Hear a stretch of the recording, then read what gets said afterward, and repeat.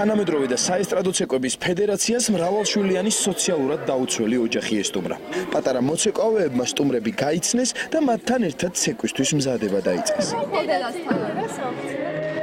ფედერაციის პრეზიდენტმა პატარებს რეპეტიცია ჩაუტარა. შეხვედრა რამდენიმე საათს გაგრძელდა და სტუმრებმა ილეთები წარმატებით აითვისეს. ჩემი თანატოლებთან ერთად გავერთე, ძალიან მომეწონა. კარგი იყო და ეს ერთი დღე გავატარე ისე, როგორც მე მინდოდა, კარგი განწყობით და ხალისიანად.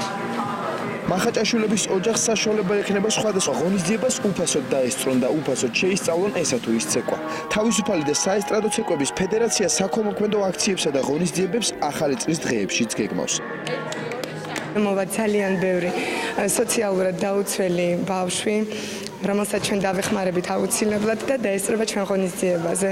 რაც შეგვიძლია ჩვენ ვაკეთებთ პატარა ბავშვებისთვის, იმიტომ რომ ძალიან გვიყვარს ეს პატარები.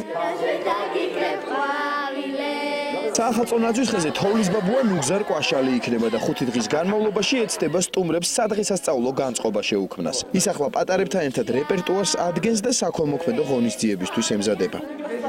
ისეთი ენერგია აქვს აი მოცეკვავეებს, აი მომღერლებს, პატარა კლოუნებს, რავი 1000-დაირი გმირები არიან.